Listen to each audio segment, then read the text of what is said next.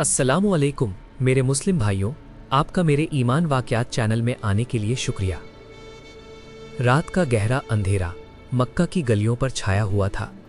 हज़रत मोहम्मद सल्लल्लाहु अलैहि वसल्लम दुखों के बोझ तले दबे हुए थे। ताइफ का सफ़र, अबू तालिब और हज़रत खदीजा रज़ी अल्लाह अन्हा की जुदाई, दिल टूटा हुआ था। अचानक एक रोशनी, एक फरिश्ता, सीना चाक किया गया। खून की एक बूंद भी नहीं गिरी। फिर एक बिजली जैसी तेज सवारी आसमानों की तरफ। क्या था ये राज, क्या मौजिज़ा जो इस्लाम की तारीख बदल देगा।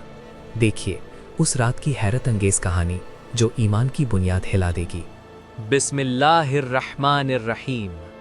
हुजूर पाक का वाक़िया में हम एक ऐसे मौजिज़े की बात करेंगे जो अल्लाह ताला ने अपने आखिरी नबी मोहम्मद सल्लल्लाहु अलैहि वसल्लम को अता किया।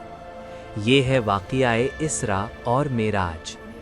ये वाक़िया नबी करीम सल्लल्लाहु अलैहि वसल्लम की नबूवत के 11वें साल पेश आया, जब मक्का में मुसलमान गंभीर मुश्किलात का शिकार थे। कुरान मजीद में अल्लाह ताला फरमाते हैं, सुब्हानल्लज़ी अस्रा बिअब्दिही लैलम मिनल मस्जिदिल हराम इलल मस्जिदिल अक़सा। ये मौजिज़ा अल्लाह की कुदरत का इजहार है जो ईमान वालों के लिए निशानी है। इस वाक़ये की अहमियत ये है कि इसमें नमाज की फ़र्ज़ियत अता की गई और नबी सल्लल्लाहु अलैहि वसल्लम को आसमानों के राज दिखाए गए। ये इस्लाम की तारीख़ का एक अहम मोड़ है जो सब्र और यकीन की तालीम देता है। अब देखिए इसकी तफसीलात जो सिर्फ मुस्तनद अहादीस और सीरत से ली गई हैं। हुजूर पाक सल्लल्लाहु अलैहि वसल्लम हतीम में लेटे हुए थे। ये वो वक्त था जब नबी सल्लल्लाहु अलैहि वसल्लम अबू तालिब और हज़रत खदीजा रज़ी अल्लाह अन्हा की वफ़ात से गमज़दा थे। मक्का के मुशरिकीन की अज़ियतें उरूज पर थीं। अचानक जिब्रील अलैहिस्सलाम और मीकाईल अलैहिस्सलाम तशरीफ़ लाए।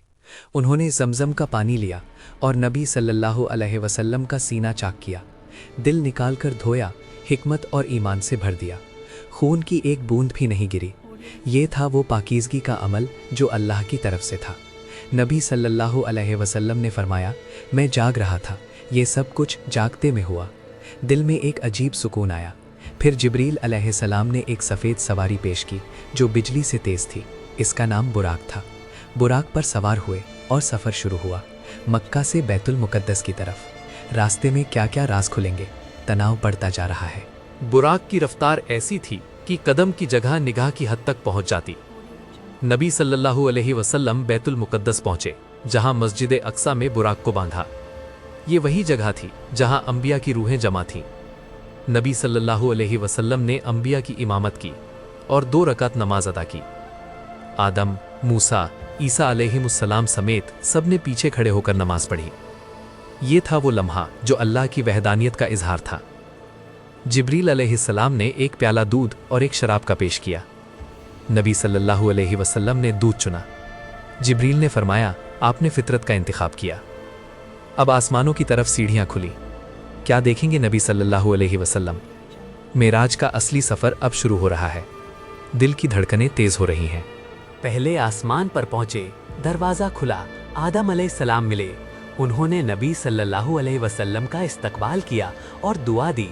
फिर दूसरे आसमान पर यहया और ईसा अलैहिस्सलाम, तीसरे पर यूसुफ अलैहिस्सलाम जो खूबसूरत थे, चौथे पर इदरीस अलैहिस्सलाम, पांचवें पर हारून अलैहिस्सलाम, छठे पर मूसा अलैहिस्सलाम जो रो रहे थे क्योंकि उनकी उम्मत से ज़्यादा लोग जन्नत में जाएंगे। हर आसमान पर एक नबी, एक सबक। नबी सल्लल्लाहु अलैहि वसल्लम ने जहन्नम के अजाब देखे, जानियों को लटकते देखा, सूदखोरों को पेट फूले देखा। जन्नत की नेमतें भी दिखाई गईं, दरियाए कौसर, फलों के बागात।